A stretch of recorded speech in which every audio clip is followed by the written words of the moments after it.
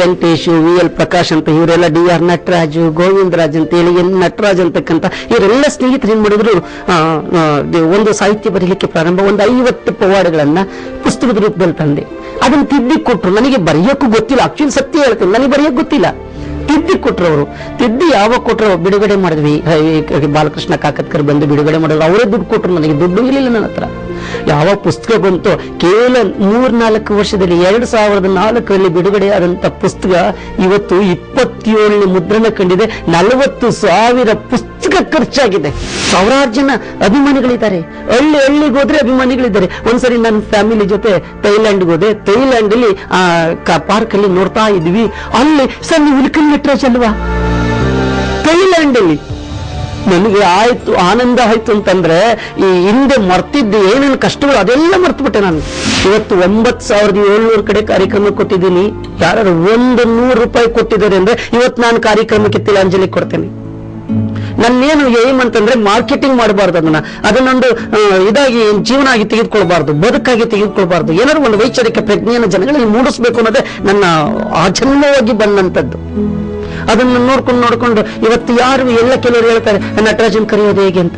ಸ್ನೇಹಿತರೆ, ಎಲ್ಲರೂ ಕರೀರಿ, ಎಲ್ಲಿ ಬೇಕಾದ್ರೂ ಬರ್ತೀನಿ. 280 ಪವಾಡಗಳನ್ನ ನೇರವಾಗಿ ನಿಮ್ಮ ಮುಂದೆ ಮಾಡಿ ತೋರಿಸ್ತೀನಿ. ಪವಾಡಗಳ ಹಿಂದೆ ಸತ್ಯ ಇಲ್ಲ, ಪವಾಡಗಳ ಹಿಂದೆ ಒಂದು ವೈಜ್ಞಾನಿಕ ಚಿತ್ರಣ ಇದೆ.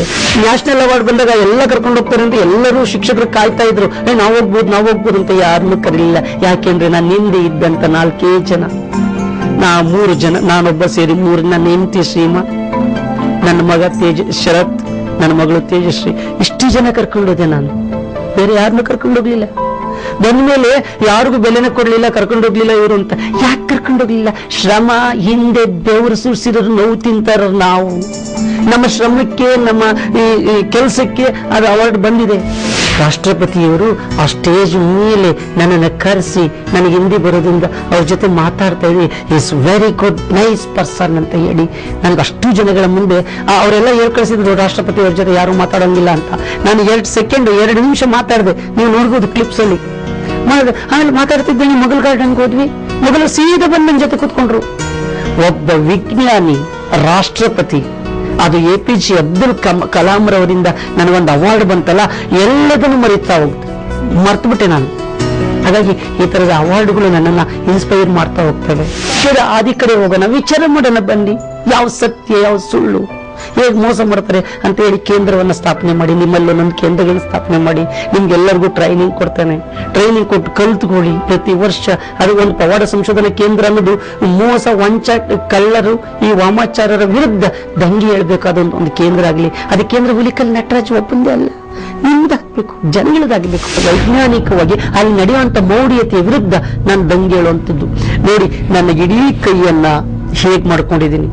ಚಾಕು ಚೂರಿ ಹಾಕಿಸ್ಕೊಂಡಿದ್ರು, ಪೂರ್ಣವಾಗಿ ನನ್ನ ಕೈ ಬಣ್ಣ ಹೀಗಿದೆ. ಮೈ ತುಂಬ ಬೆಂಕಿ ಹಾಕೊಳ್ತಾ ಮೈ ಈ ರೀತಿ ಜರ್ಜರಿತ ಆಗಿದೆ. ಸ್ಕಿನ್ ಜಡತ್ತು ಬಂದ್ಬಿಟ್ಟಿದೆ. ಈ ಸ್ಕಿನ್ ಜಡತ್ತು ಬರೋದಲ್ಲ, ನನ್ನ ಇಡೀ ಮನಸ್ಸು ಜರ್ಜರಿತ ಆಗಿದೆ. ಆದ್ರೂ ನಾನು ಸದಾ ನಗ್ತಾ ಇರ್ತೇನೆ. ತುಮಕೂರು ಜಿಲ್ಲೆಯಲ್ಲಿ ಬಾನಮತಿ ಅಂತ ಹೇಳಿ ಮದನಘಟ್ಟ ಅಂತ ಏನು ಕರೀತಾರೆ, ಅಲ್ಲಿ ಬೆಂಕಿ ಹತ್ಕೊಂಡು ಉರಿತಾ ಇತ್ತು.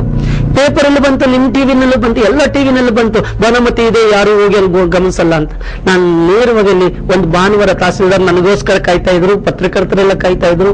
ನಾನು ಇನ್ನು ಮಾತಾಡ್ತಾ ಇದ್ದೀನಿ, ಆ ಮನೆ ಒಳಗಡೆ ಬೆಂಕಿ ಎತ್ಕೊಂಡು ಹೋಗಿ ಬಿಡ್ತು.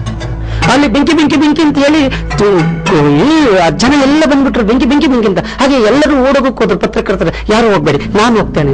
ಸರ್, ಕಾಯೆಲ್ಲ ಅನ್ಯಾಯ ಆಗುತ್ತೆ ಅಂತ ಅಲ್ಲಾರು ಓಡಿ, ಅವನ್ಯಾರ ಇನ್ನೊಬ್ಬ ಕಾಯಿ, ಸರ್ ತೆಂಗಿನಕಾಯಿಗೆ ಮನೆ ಒಳಗಡೆ ಬಿದ್ದುಬಿಟ್ಟಿದೆ, ಮನೆ ಸುಟ್ಟೋದು ಚಿಂತೆ ಇಲ್ಲ ರೀ, ಬಿಟ್ಬಿಡಿ ಅಂತ.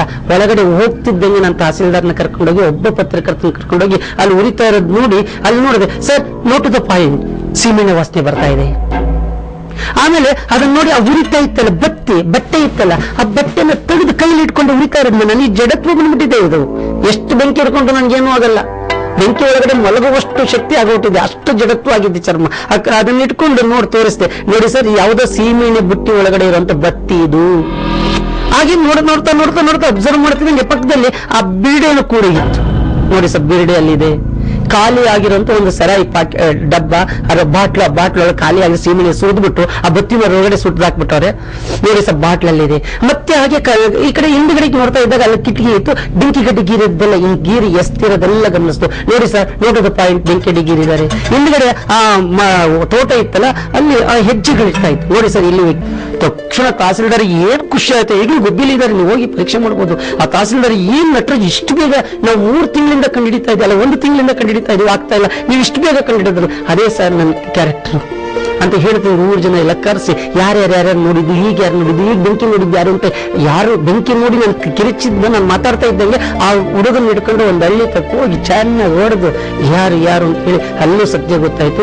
ಮತ್ತೆ 3 ಜನ ರಾತ್ರಿ ಕರೆದೆ, ಒಂದು ಪವಾಡ ಬಯಲು ಕಾರ್ಯಕ್ರಮ ಮಾಡಿದೆ. ಅಲ್ಲೇ ತಹಸೀಲ್ದಾರ್ನ ಕೂರಿಸಿ ಇನ್ನು ಮುಂದೆ ನಿಮ್ಮೂರಿಗೆ ಬಾನಮತಿ ಬರಲ್ಲ, ಧೈರ್ಯವಾಗಿರಿ ಅಂತ. ಇವತ್ತು ಆ ಊರಿಗೆ ಹೋದ್ರು ಕೂಡ ನನ್ನ ಜನ ತುಂಬಾ ಗೌರವಿಸ್ತಾರೆ. ನಿಮ್ಮ ಹೃದಯದಲ್ಲಿ ವೈಜ್ಞಾನಿಕವಾಗಿ ಪ್ರಶ್ನೆ ಮಾಡುವಂತ ಏಕೆ, ಹೇಗೆ, ಎಲ್ಲಿ ಅನ್ನೋದಕ್ಕೆ ಮಾತ್ರ ನಿಮ್ಮ ಹೃದಯದಲ್ಲಿ ನನಗೊಂದು ಪ್ರಶ್ನೆ ಜಾಗ ಮಾಡಿಕೊಡಿ. ನಿಮ್ಮ ಇಡೀ ದೇಹವನ್ನೇ ಮೇಲೆತ್ತಬಹುದು, ಇಡೀ ವೈಚಾರಿಕತೆಯನ್ನೇ ನಾವು ಮೇಲೆ ಬಿಂಬಿಸ್ಬೋದು, ಮೌಢ್ಯತೆಯನ್ನ ಪಾತಾಳಕ್ಕೆ ತುಳಿಬಹುದು. ಅದಕ್ಕೆ ನಿಮ್ಮೆಲ್ಲರ ಸಹಕಾರ ಬೇಕು. ಈಗಲೂ ಎಲ್ಲೆಲ್ಲರ ಕಾರ್ಯಕ್ರಮಗಳ ಮಾಡ್ಬೇಕಂತ ನಾನು ಬರ್ತೇನೆ, ನೀವು ದುಡ್ಡು ಕೊಡಬೇಡಿ. ನಾನು ಯಾರನ್ನ ಎಲ್ಲ ಮರೆಯೋದಕ್ಕಿಂತ ಮುಂಚೆ ಹುಲಿಕಲ್ಲು ಹುಟ್ಟಿದ ಊರು, ಅಲ್ಲಿ ನನ್ನ ಜನ ಗುರುತಿಸ್ತಲೇ ಇರ್ಬೋದು. ಆದರೆ ದೊಡ್ಡಬಳ್ಳಾಪುರದ ಜನತೆ ನನ್ನ ಬಗ್ಗೆ ತುಂಬಾ ಅಭಿಮಾನ ಇದೆ, ಗೌರವ ಇದೆ.